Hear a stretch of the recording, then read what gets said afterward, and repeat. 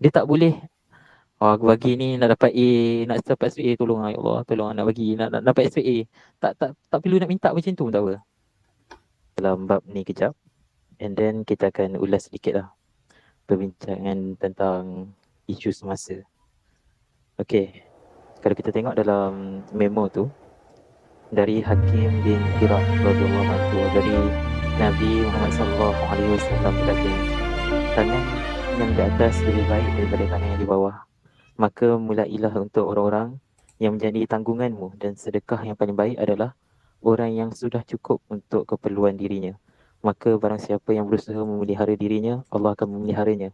Dan barang siapa berusaha mencukupkan dirinya, maka Allah akan mencukupkannya.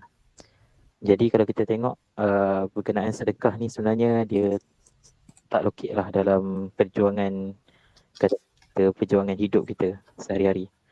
Jadi kalau kita tengok, kalau ikutkan Irfan pun dah banyak kali dengar, dan siapa lagi ada dalam ni? Ada yang baru ke? Sekejap. Tak ada. Okay, kita tengok kejap.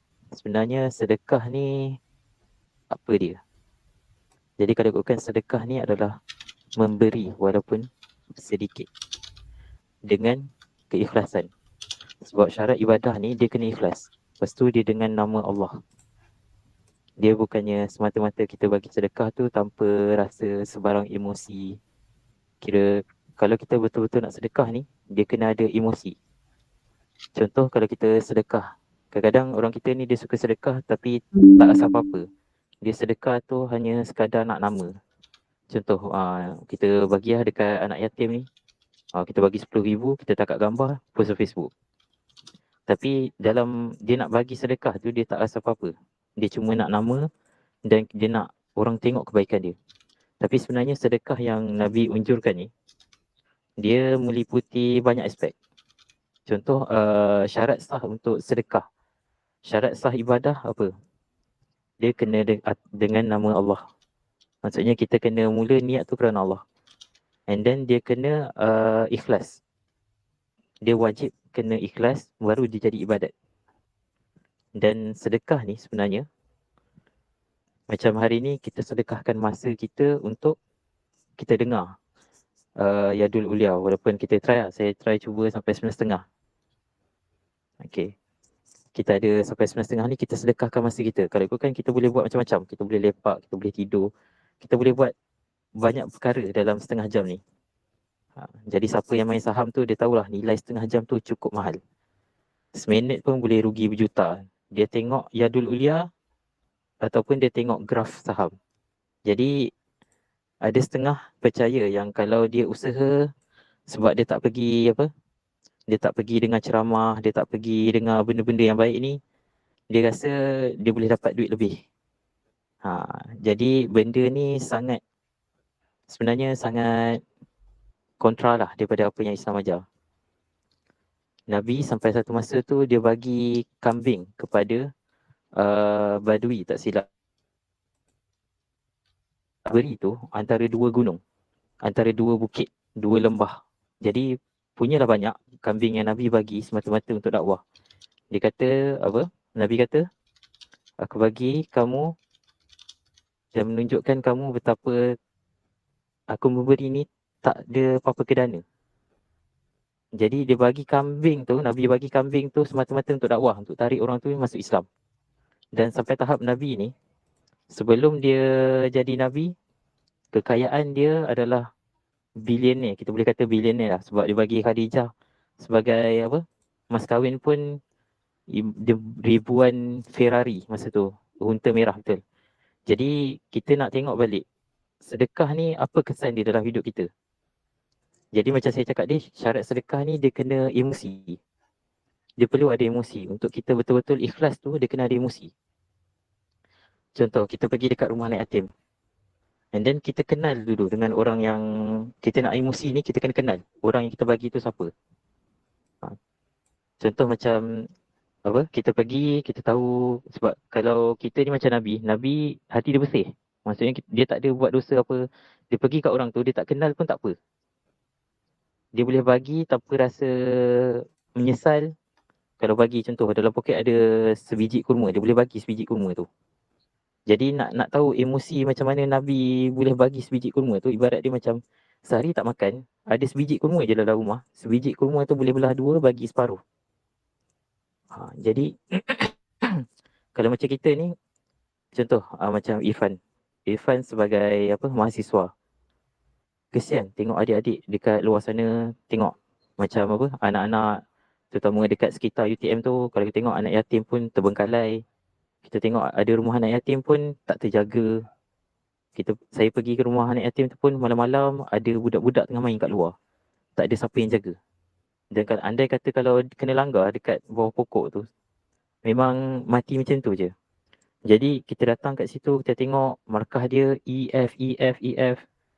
Kita sedekah, kalau kita betul-betul ikhlas, kita akan bagi apa yang kita ada. Kita takkan sekadar sedekah bagi RM1. Nah, kalau kita betul-betul ikhlas, kita akan datang dekat dia, kita akan start kenal dengan dia, tengok hidup dia macam mana, kita ambil tahu latar belakang dia.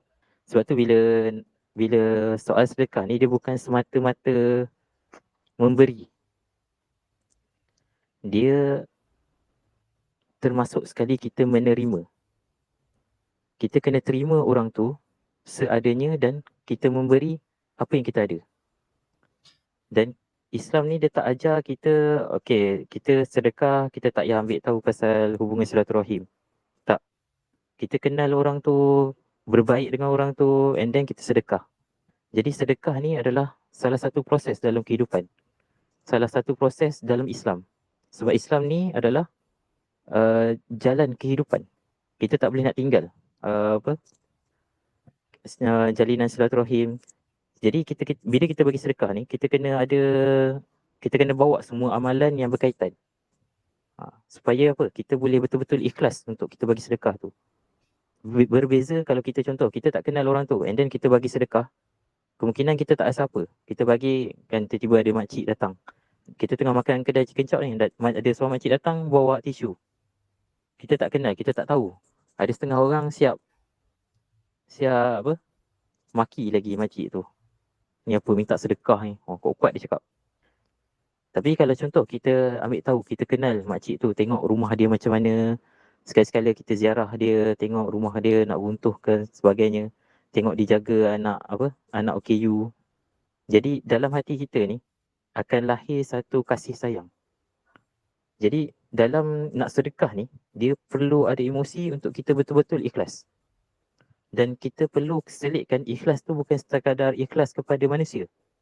Kadang-kadang kita ni, masalah kita ni, kita ikhlas sekadar ikhlas pada manusia, tapi kita tak selit Tuhan dalam doa dalam hati kita secara tak langsung. Sebab tu kita perlu mulakan dengan Bismillah, dengan nama Tuhan. And then kita ikhlas bagi dekat dia semata-mata kerana Allah dan kerana sayangkan dia. Jadi kalau macam contoh kita ada emosi, kita sayang kat dia, kita tengok makcik ni kesian, umur 60 masih lagi jaga anak seorang, ada OKU, pintu nak roboh. Benda ni kalau cari dekat Johor, bersepah. Jadi kalau kita betul-betul kesian tengok dan kita beri dengan kasih sayang, itu yang akan membina masyarakat. Hari ni kenapa kita agak teruk masyarakat kita hari ni? Kerana kasih sayang tak ada. Kalau sedekah tu ramai yang sedekah atas nama. Maksudnya ramai yang sedekah semata-mata atas dasar politik. Politik ni bukan sekadar ahli politik. Politik ni termasuklah usahawan-usahawan yang nakkan nama bagi orang nampak, oh dia ni support Melayu. Dia ni support orang Islam. So kita banyak yang ke arah itu semata-mata. Tapi jarang sekali kita tengok orang yang mampu sedekah dengan nama Allah penuh kasih sayang. Jadi sedekah yang cara Nabi ni susah sangat kita nak tengok. Dan teramatlah ramai antara kita ni, masyarakat Malaysia ni, kadang-kadang yang minta sedekah tu pun sendiri tak sedekah.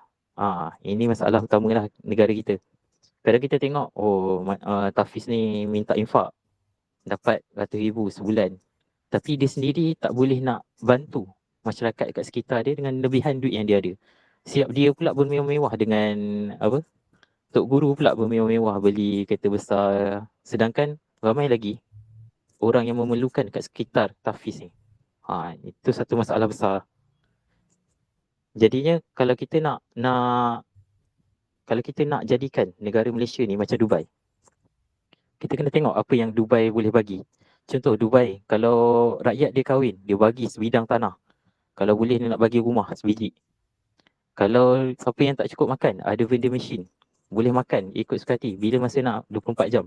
Ada roti Arab, ada nasi Arab, ada macam-macam, kebab. Order je, dapat free. Tapi kalau buat benda tu kat Malaysia, kemungkinan besar tak sampai sehari vending machine tu kena rosak, kena sabotage. Akan ramai yang dengki. Yang paling kita tak boleh nak terima, yang dengki ni, dia bukannya boleh support dia meniaga. Tiba sebelah ada vending machine free.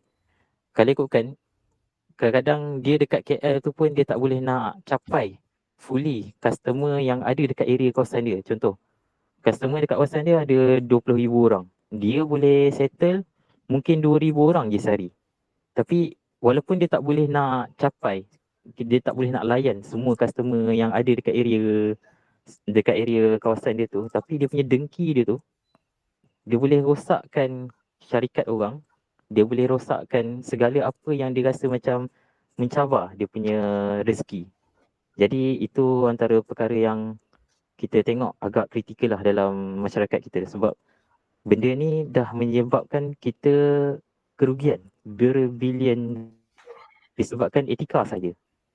Dan kalau kita tengok sampai tahap bila Palestin diserang, kita tengok bila ada yang lancarkan boycott terhadap produk Palestin, kita boleh tengok banyak yang masih ramai lagi yang tak ambil peluang dan mereka macam marah kepada kempen boycott ni. Sebab apa? Sebab dia kata macam ni anak Melayu yang support, macam mana kerja tak ada apa semua ni. Dia tak nampak yang sepatutnya dah merdeka 50 tahun, sepatutnya sekadar makan ayam goreng tu, sepatutnya kita dah ada brand yang cukup kuat dalam negara kita sendiri. Tapi kita tak ada. Sampai mengharapkan produk-produk Israel. Jadi kenapa jadi macam tu? Sebabnya antara punca dia, kalau kita tolak tepi dulu lah, perkara-perkara macam sabotage daripada kaum Cina masa komunis, kita tolak tepi dulu yang tu. Kita tengok daripada sikap kaum kita sendiri, contoh orang Islam kita sendiri yang majoritinya Melayu. Disebabkan kurangnya sedekah, kurangnya ikhlas, maka kuranglah kasih sayang antara masyarakat. Bila kurang kasih sayang antara masyarakat ni, dia hilang je rasa hormat, dia boleh buat apa sahaja. Contoh, kalau anak hilang rasa hormat pada ibu bapa, dia boleh bunuh mak ayah dia. Kalau antara peniaga hilang rasa hormat antara satu sama lain, yang tu yang menjadi punca kepada yang ni sabotage A sabotage B, lepas tu palas balik. Jadi dua-dua tak maju.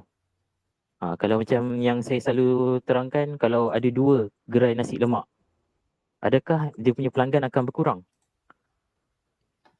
Kalau kita tengok, kalau ada 1 gerai nasi lemak, pelanggan dia mungkin 5-6 orang je dalam satu masa. Tapi contoh, ada 5 gerai nasi lemak dekat tepi jalan dan pelbagai. Okey, gerai pertama nasi lemak ni dia ada lauk ni. Gerai kedua ada ayam panggang. Gerai kedua nasi lemak juga tapi nasi lemak Kelantan. Gerai keempat nasi lemak apa semua. Dan percayalah, bila adanya macam tu, dia akan automatik akan jadi konsep pasar malam. Orang akan ramai berkumpul. Dan siapa yang nasi lemak dia akan kumpul ramai-ramai kat situ. Berbanding dengan kalau dia buka seorang je, mungkin 5-6 orang. Tapi kalau buka 5 kedai nasi lemak, tempat tu akan jadi viral dan jadi tumpuan orang. Siapa nak nasi lemak kena datang tempat ni. Dan adakah berkurang rezeki antara peniaga ni? Tak. Contoh, kapasiti kekuatan orang yang berniaga nasi lemak gerai A, mungkin dia boleh layan dalam 20 orang dalam satu masa. Kalau yang datang 20 orang, 30 tu akan pergi ke gerai yang lain. Biasanya orang Malaysia dia tak cukup sabar, dia nak cepat. Jadi bila dia tunggu gerai A ni lama sangat, dia akan tengok gerai lain. Sebab dia datang tu niat nak makan nasi lemak. Ada 5 gerai nasi lemak. Kalau A tak dapat layan, dia akan pergi yang lain. Jadi yang lain tu pun boleh dapat menumpang menumpang kasih lah orang kata. Menumpang marketing. Contoh, yang viral Yang paling sedap gerai A, tapi gerai A boleh layan 20 orang je. Yang datang dekat gerai tu 100 orang. Jadi yang lain-lain ni kebanyakannya akan pergi ke gerai-gerai lain. Jadi kalaulah antara peniaga ni dibiasakan dengan sedekah, contoh setiap gerai ni kalau lima-lima ni dibiasakan dengan sedekah, habis je berniaga, yang ni beli dekat gerai ni, yang ni beli dekat gerai ni, yang ni bagi barang dekat kedai ni, yang ni sedekah air dekat kedai ni. Jadi kalau dia berkasih sayang antara lima gerai ni, insya-Allah cukup masa tapak tu dia akan jadi kompleks. Dia akan jadi kedai, dia akan jadi kompleks, dia akan jadi besar. Dia boleh duduk bincang, okey macam mana nak naikkan sama-sama lima owner gerai, dia boleh duduk bincang. Bila ada kasih sayang ni, apa pun kita boleh buat. Tapi bila tak ada kasih sayang, kita nak tengok satu gabungan ataupun kekuatan peniaga ni macam agak mustahil. Pernah tengok tak geng pasar malam duduk setempat bincang macam mana nak naikkan sale? Susah sebenarnya kita nak tengok benda ni. Sebab apa? Kurangnya ikatan kasih sayang, kurangnya sedekah. Dan punca dia sedekah. Bila kurang sedekah, kita punya ikatan tu agak longgar. Bila-bila masa boleh putus. Setakat kenal je. Dan kalau kita tengok dari sudut ekonomi lah. Dari sudut batin, dari sudut batinnya, dari sudut agamanya, dari sudut ketuhanannya, sedekah ni kalau ikut apa yang Nabi sebut, sedekah ni boleh melenyapkan kefakiran, boleh menyebabkan kekayaan. Contoh tadi tu, yang macam contoh tadi tu, 5 gerai bersatu walaupun jual semua nasi lemak, dia boleh create satu bahang marketing viral, satu vibe yang cukup kuat untuk tarik ramai customer. Berbanding dengan ada contohlah 2 orang, so persaingan tak kuat betul berbanding dengan 5 orang. 2 orang ni kejap-kejap yang ni santau orang ni, kejap-kejap yang ni sabotaj orang ni, kejap-kejap yang ni komen tak elok dekat Facebook ni pasal orang ni. Dia akan saling down mendown sampai satu tahap tu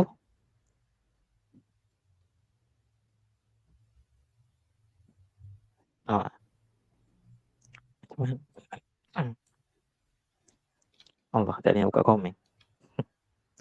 Sekejap mana?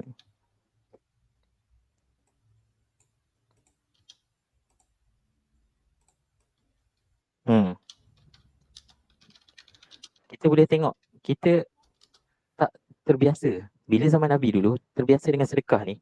Kalau kita lah, masyarakat Melayu ni terbiasa dengan sedekah. Jual tepi jalan tapi jarak-jarak kanopinya. Nampak? Kalau duduk sebelah-sebelah, senang pelanggan nak singgah. Kita dalam mindset masyarakat Melayu ni terlalu banyak yang tak elok. Kita banyak sangat ajaran sesat. Tak kisahlah daripada ajaran sesat daripada akidah mahupun ekonomi, especially ekonomi yang paling banyak sebenarnya. Kalau kita tengok sedekah ni, Nabi sebut pasal kekayaan sedekah. Kita tengok Dubai macam mana. Kita bandingkan dengan negara kita dengan US. US kalau kita accident, nak ambulans tu 2000 USD. So darab dengan 5, kita hampir 5 kan. So paling kurang ada 10,000 nak bayar ambulans saja. Kalau tak meninggal kat tepi jalan macam tu je. Tapi kalau kat Malaysia ni kita tengah-tengah lagi. Kita masih lagi ada ambulans yang kata ambulans kebajikan tak perlu bayar, ada lagi van jenazah yang tak perlu bayar. Kita ni tengah-tengah. Sebab tu kita tengok kejatuhan kita punya ekonomi ni tak seteruk US. US jatuh teruk betul. Sampai bulan 9 ke bulan 10 hari tu hampir shutdown government. Maksudnya government terpaksa tutup, tak ada duit nak bayar gaji. Kita ni, kita naik, kita teruk. Sebenarnya kalau ikutkan ekonomi kita sangat teruk. Ada minggu lepas tak silap, kita punya duit turun sampai RM6.50 ke dalam masa 15 minit. Mujur sampai 15 minit je. Kira kita RM4.70, tiba-tiba naik mendadak. Naik sampai RM6.30 ke RM6.50 dalam masa 15 minit. Dan kalau lah sampai hari ni, kalau dia tak stabilkan, maksudnya ringgit kita tiba-tiba naik RM6.50 tu, kemungkinan besar sewa melambung. Kita punya makanan akan jadi mahal 50%. Segala jenis perniagaan akan naik harga. Jangan tanyalah bangunan naik berapa kali ganda. Kalau bahagian kontraktor tu, memang sakit lah.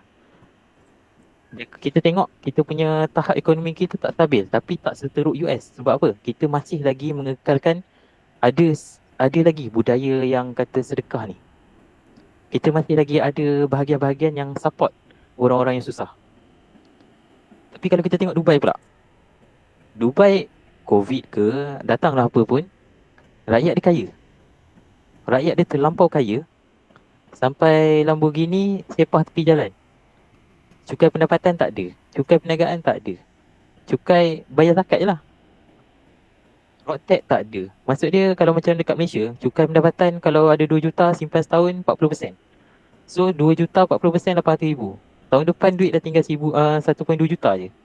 Kalau kita bawa sistem Malaysia ni ke Dubai, memang habis. Jadi sedekah ni macam mana? Macam mana boleh kayakan rakyat? Kalaulah kerajaan ni sedekahkan kepada rakyat. Contoh, okey, cukai tak payah bagi. Tak payah bagi. Bagi zakat je 2.5.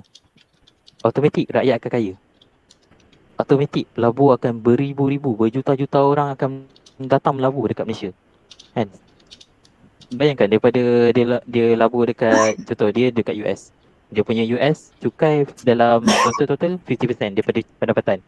Ada 4,000 USD, 2,000 sepatutnya nak bayar cukai je. Cukai apa? Kesihatan. Dia banyak sangat cukai. Kalau contoh Malaysia, kerajaan decide nak sedekah pada rakyat. Okey, tak payah bayar cukai pendapatan, tak payah bayar cukai perniagaan. Apa yang akan jadi? Daripada contoh sekarang ni kena bayar 10%. Maksudnya kalau pelabur luar datang peniaga luar datang dekat Malaysia, dia berniaga kat Malaysia. Dia untung 1 juta, dia kena bayar 100,000 dekat kerajaan. Tiba-tiba kerajaan kata kita nak sedekah ni, kita bayar 2.5% je. So daripada 1 juta tu dia kena bayar 25,000 je. Automatik daripada sekarang ni mungkin sekarang ni pelabur tengah lari. Apa akan jadi bila kita letak bila kerajaan sedekah, dia letak cukai 2.5% je. Automatik jutaan pelabur akan datang kepada Malaysia. Macam apa yang berlaku di Dubai. Dan Malaysia ni sebenarnya lagi menarik daripada Dubai. Dubai hanya padang pasir. Malaysia sungai banyak, tempat menarik banyak, peranginan banyak. Nak kata sektor pertanian maju. Getah terbaik dunia. Antara yang terbaik dunia, Malaysia. Getah lagi apa? Minyak masak. Minyak mentah, minyak petroleum mentah yang terbaik daripada Malaysia. Tapi kenapa kita makin down? Sebab kurangnya sedekah. Kurangnya sedekah di peringkat atasan, pertengahan dan bawahan. Kesemua peringkat ni kurang sangat sedekah. Sampai tahap yang kata yang tok-tok imam, kata level-level tok guru pun duk promote ni pasal sedekah. Tapi bila dia ada duit, dia duk sibuk bermewah. Ini masalah besar. Kalau kita tengok yang kita tengok menteri-menteri mana yang dulu kata kita tengok siapa-siapa yang dulu cakap pasal agama lepas tu jadi menteri. Kita tengok balik dia punya profile dia macam mana. Kalau kita tengok macam contoh, saya malas nak sebut nama. Kalau tengok yang kerajaan hari ni memang kaya betul lah. Nampak kekayaan dia tu. Kalau kita tengok, sebenarnya kalau kita check, kita boleh tengok ada sebenarnya antara ahli-ahli politik ni yang memang dia ulama, and then duit yang dia dapat tu dia bagi orang lain. Kita nak trace duit tu pergi mana, tak ada dekat diri dia. Kita tengok jam murah, tengok slipper murah, rumah kayu, apa lagi. Ada sebenarnya, ada di kalangan pemimpin kita sebenarnya yang dilazimi dengan sedekah. Maksudnya dia dapat 60,000 gaji, memang dia tak pakai untuk diri dia. Tapi orang macam ni susah nak naik dekat Malaysia. Sebabkan masyarakat dekat sekeliling kita ni kurangnya sedekah sehingga tingginya hasad dengki. Sampai orang baik pun kalau naik dekat Malaysia ni, dia akan rasa dizalimi oleh rakyat dia sendiri. Sebab rakyat dia sendiri dengki cukup tinggi. Jadi kalau kita nak ubah Malaysia ni sebenarnya, kita boleh mulakan dengan sedekah je. Kira kita mulakan daripada kecil. Contoh macam hudud kita tak boleh nak naik kan. Kita ni siapa? Rakyat biasa. Jadi apa yang kita boleh buat? Sedekah. Sedekah ni kalau kita mula hari ni, contoh Irfan, sedekah awak ajar 5 orang pelajar Daripada darjah 1 sampai dia tingkatan 5. Darjah 1 tu awak ajar dia darab, sifir darab apa semua, cakap BI, cakap BM boleh, cakap Jerman boleh, Mandarin boleh. Awak ajar dia betul-betul 5 orang awak pegang. So awak seorang dah majukan 5 orang pelajar sampai dia boleh cakap 10 bahasa. Sampai dia boleh kira congak darab macam tu je. Sampai dia SPM tu dia dah boleh buat mechanical engineering. Kalau contoh Irfan, sedekah 5 orang ni awak sedekah dengan ilmu, tak payah duit pun. Sedekah ilmu je. Dan 5 orang ni awak ajarkan, setiap daripada seorang ni kena sedekah. Daripada kecil, kita tanam nilai sedekah. Daripada kecil, daripada darjah 1, kita bagi duit dia RM10. Kita bawa dia jumpa seorang pakcik tua yang tak ada rumah, tengah sakit. Kita tunjuk depan dia, pakcik ni tengah sakit. RM10 ni sangat membantu dia. Dia tak ada duit nak makan, dia dah lapar 3 hari. Kita tunjuk depan dia kesusahan orang dan kita latih dia daripada kecil untuk kasih sayang kepada orang dan bagi dengan seikhlas hati. Apa jadi pada 5 ni? InsyaAllah 5 orang ni dia akan berkembang. 5 ni dia bila dah besar, dia dah berjaya, dia akan tolong lagi. Mungkin seorang tolong 50 orang. Jadi bermula daripada kita, sedekah 5 orang. Tak pun kita sedekah seorang je. Seorang tu boleh berkembang. Mungkin kalau kita tak sedekah kat dia, contoh, awak tak pegang. 5 orang ni adalah anak yatim contoh. Lepas tu tak ada siapa jaga dia orang. 5 orang ni mungkin akan jadi macam typical anak yatim yang kat Malaysia. Result exam FE. Kalau tak fail, atas pagar. Apa jadi masa lepas SPM? Mungkin hisap dadah. Masalah sosial jangan cakap mak ayah tak ada. Yang mak ayah ada pun tak terkawal, mak ayah tak ada. Jadi kalau contoh kita pegang, kita sedekah 5 orang je. Kemungkinan 5 orang ni akan jadi pemimpin yang cukup hebat yang dia boleh bawa jutaan orang untuk ke depan, untuk mempertahankan hak untuk naikkan Islam tu sampai tahap kita sendiri kaya. Hari ni kita tak kaya sebab kita terlalu ego. Kita rasa kita dah rancang, aku dah buat planning ni, dah cantik dah ni. Sedekah tak ada, semayang tak jaga. Sampai kualiti-kualiti yang penting tak ada dalam diri dia, sampai keluarga dia rosak, cerai-berai dan hilang kasih sayang dalam hidup dia. Jadi dengan sedekah ni boleh wujud satu kekuatan masyarakat yang sangat kuat yang boleh menyebabkan negara tu kaya dengan sendirinya. Dengan sedekah, masyarakat kalau dah kuat, dah sayang, masyarakat semua dah okey, yang naik jadi menteri akan adalah orang yang bersedekah. Sebab menteri-menteri semua yang ada, tak kisahlah parti apa pun, dia datang daripada masyarakat. Dia bukannya semuanya keturunan diraja. Tak. Jadi, macam mana nak sedekah ni? Macam itulah, sedekah ni dia boleh kuatkan. Macam mana sedekah ni dia boleh kata kayakan sesebuah negara dan kalau dibuat di peringkat dunia, sedekah ni takkan ada seorang pun yang miskin. Kalau ikut pemikiran kolonial, pemikiran penjajah, dia fikir macam mana tau? Dia nak untung cepat. Maksudnya kalau boleh aku jual ni hari ni dapat. Dia nak kalau boleh harga tu dia letak semahal yang mungkin. Kalau cukai tu dia letak tinggi-tinggi. Dia nak dapat yang on the spot. Dan dia tak percaya yang semua orang boleh kaya. Itu pemikiran penjajah. Itu pemikiran kata daripada zaman Firaun. Itu pemikiran kolonial tu. Pemikiran yang kata pentingkan diri. Pemikiran yang dia tak boleh terima. Kalau contoh setiap seorang daripada yang ada atas muka bumi ni connected, berkasih sayang, fikir macam mana nak bantu satu sama lain. Dia tak boleh fikir yang satu kesatuan ni boleh hilangkan pengangguran, boleh cipta persaingan yang sihat, boleh jadikan ramai businessman berjaya. Sebab business ni is about connection. Contoh, dekat negara kita ada 700,000 orang yang menganggur. Bayangkan 700,000 ni duduk satu tempat berbincang macam mana nak bisnes, macam mana nak kaya, macam mana nak berbisnes, nak jaga nak cari pendapatan. 700,000 ni kalau duduk setempat bincang pasal tu, Sepatutnya dia dah tak jadi penganggur dah. 700,000 kalau collect, contoh dia nak cari apa? Nak cari modal. Seorang bagi RM1, dah ada RM700,000 modal. Seorang bagi RM1. Modal RM700,000 macam-macam boleh buat. So, kenapa kita miskin? Sebabnya kurangnya sedekah. Kenapa kita tak kaya? Kurangnya sedekah.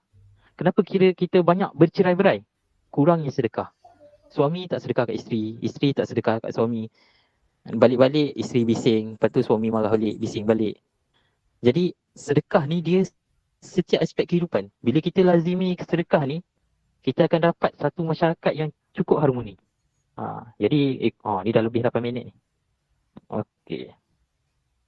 Setakat ni faham kan? Betapa sedekah ni, dia sebenarnya sedekah ni punca kepada kekayaan. Dan level sedekah ni adalah level yang kata cara kaya yang kata kalau kita banding dalam teknologi ni, dia adalah level artificial intelligence. Dia dah level tinggi. Dia kita bagi dan kita dapat tu masa depan. Sedekah ni dia expectation untuk dapat sesuatu tu dia adalah masa depan. Kita tak dapat on the spot. Kita kurang on the spot. Tapi kita dapat banyak in future. Dia adalah satu pelaburan sebenarnya. Sebab tu ada ayat kata, okey, pelaburan yang terbaik adalah pelaburan di jalan Allah. Sedekah. Okey, kalau kita tengok, kita sikit lagi, habiskan sikit lagi kelebihan sedekah dari sudut apa yang Tuhan janjikan. Okey, kelebihan sedekah ni antara yang besar adalah dia salah satu amalan yang takkan putus walaupun kita dah mati. Kita kalau contoh kita jadi PM, kita mati dah tak bawa dah jawatan Perdana Menteri tu. Kalau kita ada buka syarikat paling kaya atas dunia ni, kita mati kita tak bawa syarikat tu masuk kubur. Tapi sedekah ni kita bawa sampai mati.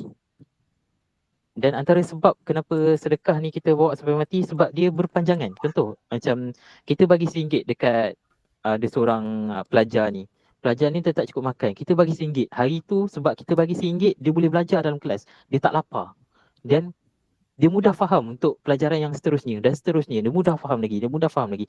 Bermula daripada kita bagi RM1 je. Kita ubah nasib pelajar ni sampai dia mati. Jadi selagi dia bagi kebaikan tu, berpunca kepada kita bagi RM1 tu, kita akan dapat amal jariah walaupun kita mati. Sebab apa? Berpunca pada kita, dia berjaya. Contoh punca daripada kita bagi, dia nak sambung belajar, tak ada duit, kita bagi RM10 pun tak apa. RM10 tu dia boleh beli satu buku. Kita bagi RM10, dia berjaya. And then dia jadi pemimpin negara. Dia ubah negara tu sampai kaya. Sampai satu negara ni maju, cukup maju, tak ada siapa yang miskin. Segala saham, bukan sekadar yang nilai RM10 tu je yang kita dapat. Tapi segala kejayaan dia, kita ada saham. Segala kejayaan dia. Sama juga macam contoh isu Palestin. Isu barang boykot Israel. Contoh kita belanja dekat barang Israel RM1. Tanpa RM1 tu, mungkin dia tak boleh nak bayar pun. Contoh kita ramai-ramai tak support dia. Dia tak boleh nak buka kedai pun. Tapi disebabkan kita belanja RM1, seorang ni belanja RM1, seorang belanja RM1 sampai kedai tu maju. Dan sebenarnya kalau kita belanja RM1 tu, saham kita bukannya sekadar RM1. Ada orang kata RM1 tu 2 butir peluru. Tak. Kita bagi RM1 tu, tanpa RM1 tu mungkin dia tak boleh nak beli bom. Untuk bom beberapa buah masjid. Untuk bom semua hospital dekat Gaza tu. Tanpa RM1. Tapi dengan RM1 tu, kita boleh dapat laknat daripada satu dunia. Macam itulah kita punya apa? Dia punya contoh lah. Dia punya pandangan apa? Macam mana saham kebaikan dan saham keburukan. Dan saham sedekah ni dia cukup besar. Dia ibaratnya kalau sokong Israel tu, itu contoh beratnya dosa saham kita bagi dekat orang yang buruk. Sedekah ni dia bukan sama besar, dia lebih baik dan lebih dahsyat lagi kesan dia daripada kekuatan yang kita bagi pada Israel. Contoh macam Malaysia, boleh bagi sampai berapa puluh bilion. Tapi kalau kita sedekah, nilai amalan tu jauh lebih besar daripada tu. Nak cerita, amalan yang kita bawa tu bukan sikit-sikit. Tambah lagi bila kita ikhlas. Okey, Orang yang bersedekah secara sembunyi-sembunyi, maka mereka akan dinaungi pada hari kiamat. Dia tak ramai orang yang dinaungi masa hari kiamat ni. Sedekah ni special sampai dia orang lain semua tengah panas berpeluh, kita ada awan kita sendiri. Kita ada pelindung kita sendiri. Yang Allah bagi khas untuk orang yang bersedekah saja. Okey, sedekah memadamkan dosa sebagaimana air memadamkan api. Boleh bayang macam mana kita kalau bantu seorang pelajar sampai dia berjaya dalam hidup. Kebaikan tu sangat besar sampai memadamkan dosa kita macam air simbah dekat api. Buka gas dekat dapur kuat-kuat sampai macam nak meletup. And then kita simbah pakai pili bomba. Macam itulah ibarat dia. Bahkan lebih lagi.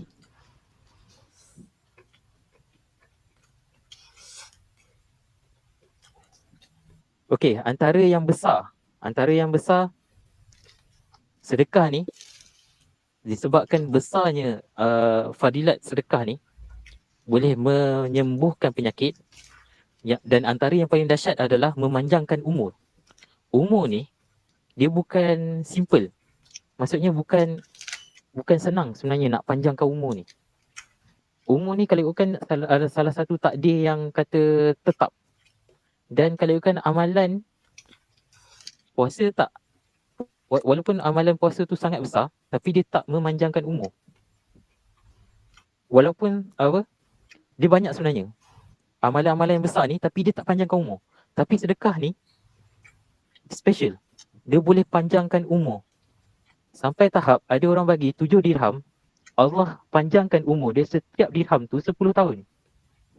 Dan sepatutnya dia mati masa hari nak kahwin.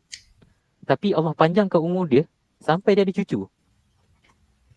Jadi sedekah ni punyalah besar dia punya fadilat dia tu. Boleh memanjangkan umur yang sepatutnya adalah satu takdir yang tak boleh diubah. Jadi kita mulakan. Kita kalau boleh, sebenarnya kalau contoh kita datang, kita jalan-jalan tepi dekat mana-mana kedai, tiba kita nampak seorang makcik. Lepas tu terdetik dekat hati kita tu nak bagi something. Itu sebenarnya petanda daripada Tuhan. Bagi je walaupun 10 sen, walaupun RM1, bagi je. InsyaAllah, sebenarnya kadang-kadang kita tak tahu. Allah detikkan hati kita untuk masa tu, untuk kita selamat. Dia nak bagi something. Sepatutnya contoh kita sepatutnya minggu depan accident, koma. Tapi Allah nak bagi kita peluang ni. Allah nak bagi kita peluang, dia detikkan hati kita untuk bersedekah. Supaya atas dasar sedekah ni, Allah jadikan tu sebagai satu asbab untuk dia redha dengan kita dan hindarkan kita daripada kemalangan. Dihindarkan kita daripada kematian yang mengejut. Antara yang besar lah. Sebab kadang-kadang sedekah ni dia boleh hindarkan kematian mengejut. Dia boleh hindarkan ada beberapa perkara yang kata-kata macam benda ni kalau buat amalan biasa dia tak dapat.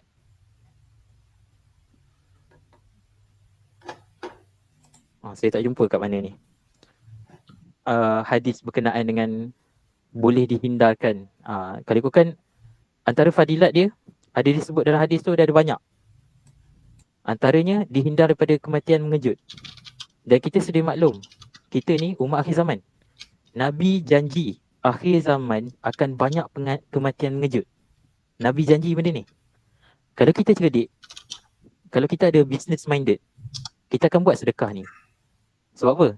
Kita yakin dengan Tuhan, kita yakin dengan janji Allah, Allah akan hindarkan kematian mengejut untuk orang yang sedekah. Allah akan meningkatkan kekayaan orang yang sedekah. Allah akan bagi umur yang panjang. The most precious value dalam resources, masa. Bukan duit, tapi masa. Allah boleh bagi masa. So Allah belanja orang yang sedekah ni bukan setakat duit, tapi masa. Kematian mengejut boleh hindar, macam-macam. Jadi boleh, kita kalau boleh lepas ni, terdetik je hati kita nak bagi sesuatu, jangan tangguh. Terus bagi, walaupun sikit. RM1 pun tak apa. Sebab ada sebab kenapa Allah detikkan hati kita untuk bagi masa tu. Ada sesuatu yang Allah nak bagi pada kita yang lebih besar daripada tu. Dengan syarat kita ikhlas. Dia tak boleh Aku bagi ni nak dapat A, nak dapat straight A, tolong ya Allah, tolong nak bagi, nak dapat straight A. Tak perlu nak minta macam tu, tak apa. Kita ikhlas je bagi. Tahulah Allah nak bagi apa kat kita. Boleh. Jadi sekadar tu saja. Kadang-kadang saya pun tak prepare banyak sebenarnya untuk ni.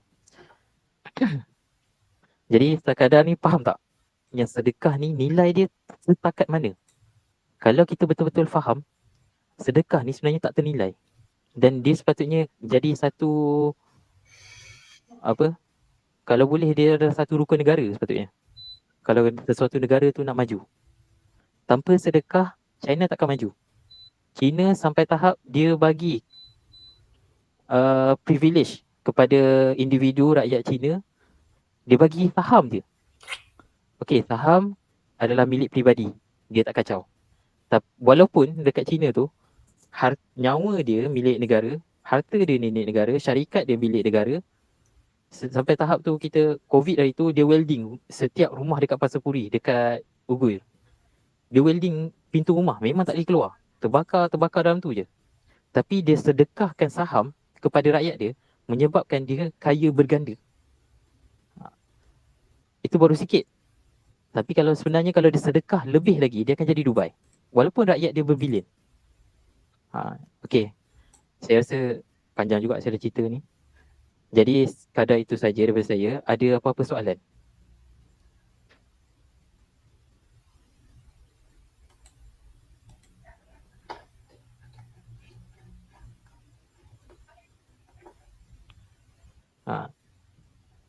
Siapa ni? Jadi kalau boleh kita dah boleh tutup dulu yang ni, sesi kita pada hari ni. Untuk part saya, laluan ilmu. Kalau boleh, hari ni kita azam. Jangan berhenti sedekah walaupun sekali. Terdetik je dekat hati nak sedekah, terus bagi. Yakinlah Allah detikkan hati pada masa itu ada sebab dia. Jadi itu saja doa saya. Wallahu a'lam bisawab. Assalamualaikum warahmatullahi wabarakatuh.